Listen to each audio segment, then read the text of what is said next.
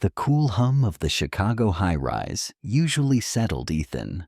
But today, as he stood before Miranda Cole's desk, an unfamiliar tension coiled in the air. Her office, a stark testament to her control, felt brittle. He'd learned to read her micro-expressions over 4 years. But the set of her shoulders, the tremor in her hands as she picked up, then put down a pen, spoke of an inner turmoil he'd never witnessed. This was not the CEO he knew. Close the door. Ethan. Her voice, usually sharp, was barely a whisper. The click of the latch echoed, sealing them in.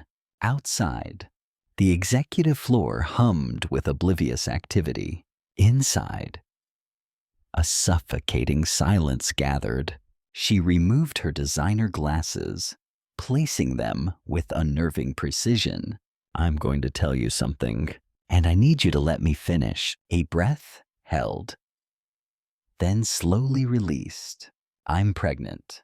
Ethan's mind, trained for crisis management, immediately cataloged logistics, maternity leave, interim leadership. Then Miranda spoke again, and his carefully constructed world detonated. The baby's yours. Denver, 3 months ago. The industry conference, late-night whiskey, and a dangerous honesty that had shattered their professional masks. The kiss, unexpected and undeniably potent.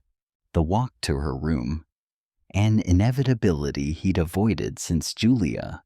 They'd agreed it was a mistake, a moment of weakness to be filed away. Biology, it seemed, had other plans. How far along? His voice, a stranger's, was unnervingly calm. 11 weeks. I found out 6 days ago. Her knuckles were white where her hands clasped the desk. I'm not asking you for anything. Not money, not involvement. I'm telling you because you deserve to know.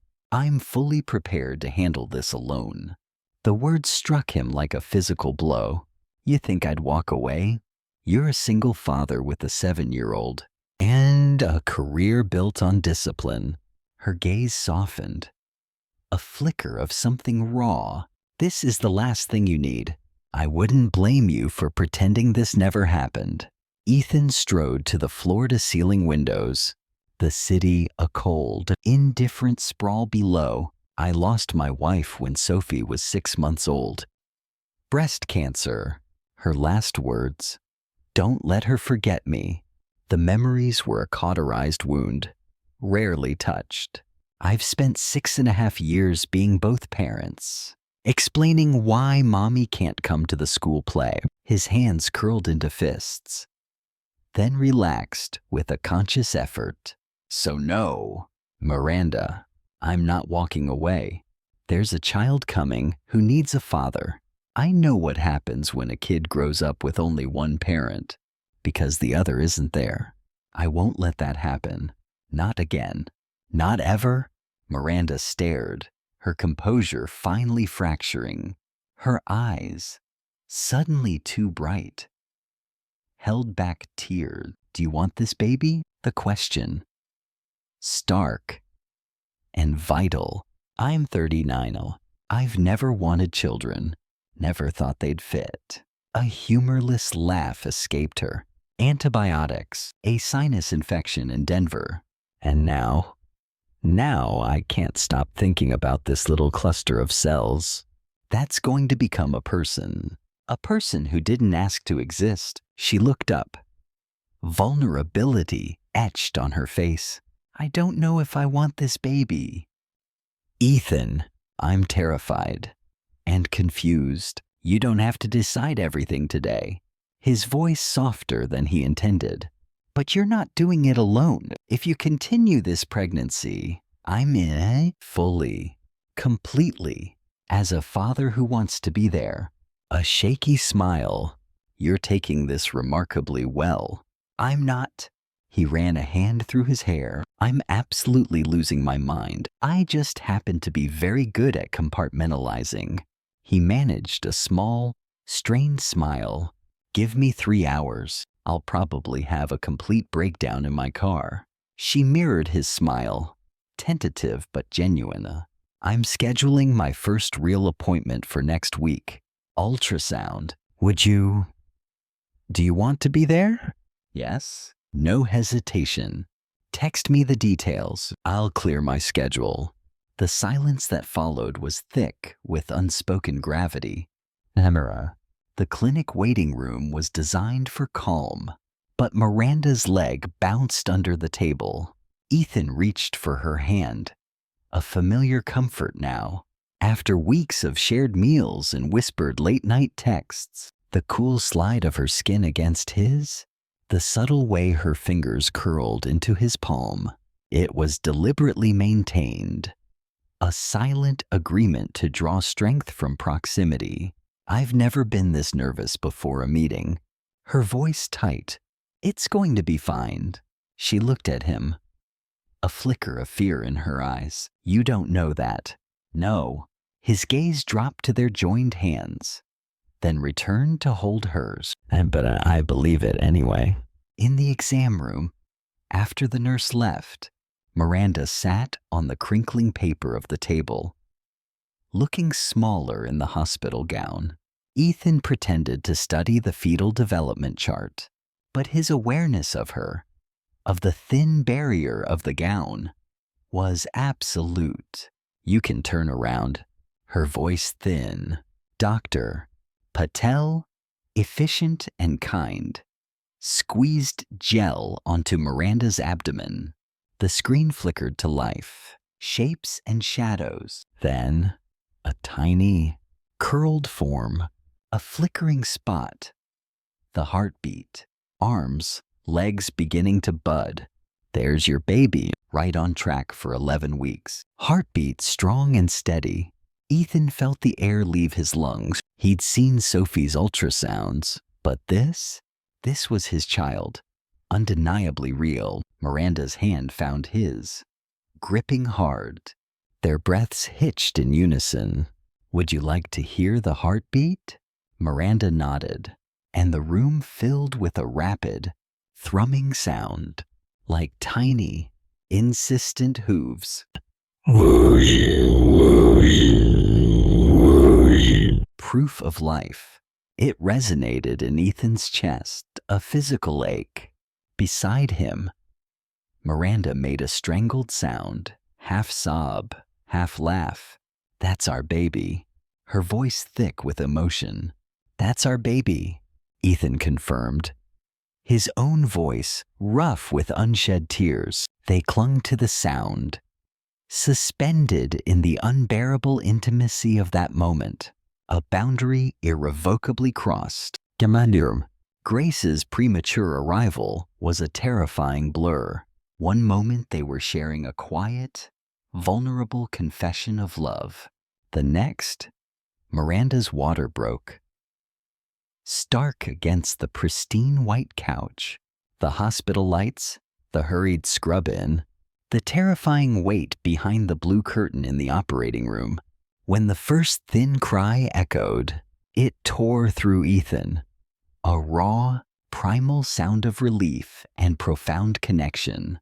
It's a girl, Dr. Martinez announced.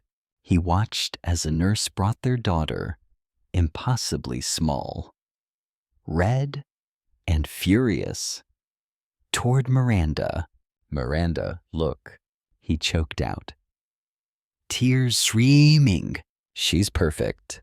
Miranda turned, her face a canvas of exhaustion and wonder. She's so small. The nurse placed the swaddled bundle against Miranda's chest. For a fleeting moment, their daughter, Grace Julia Ward Cole, opened dark, indeterminate eyes, seemingly fixing on her mother. Hi, baby, Miranda whispered, a single tear tracing a path through the grime of fear and exhaustion. Hi, Grace. We've been waiting for you. Too soon. Grace was whisked to the NICU. Ethan stayed with Miranda, holding her hand while they finished. The silence in the recovery room was heavy, filled with the echo of that tiny cry. He sat beside her, watching her sleep. A vigilant sentinel. This wasn't the quiet, comfortable life he'd built with Sophie. This was a maelstrom, but he was standing in the eye of it, and he wasn't afraid. Weeks later, the hospital finally cleared Grace to come home.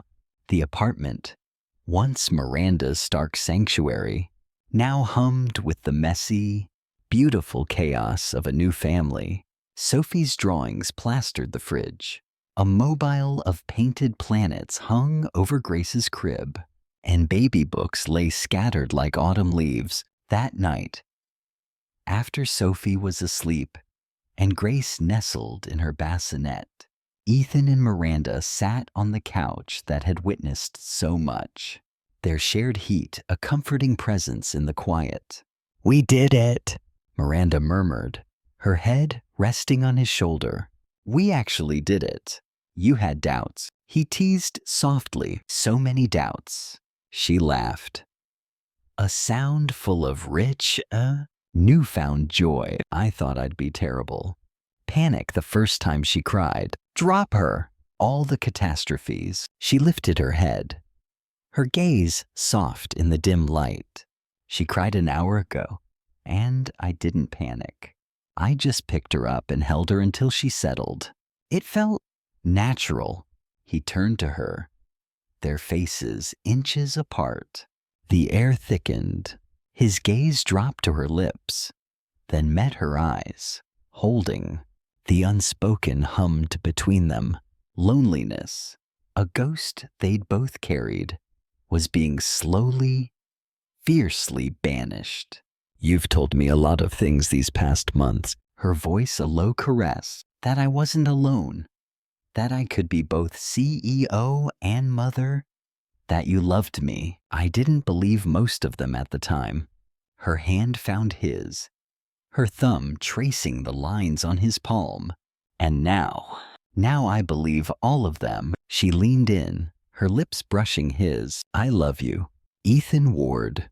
I love the way you show up, the way you fight for what matters, the way you made me believe I deserve to be fought for."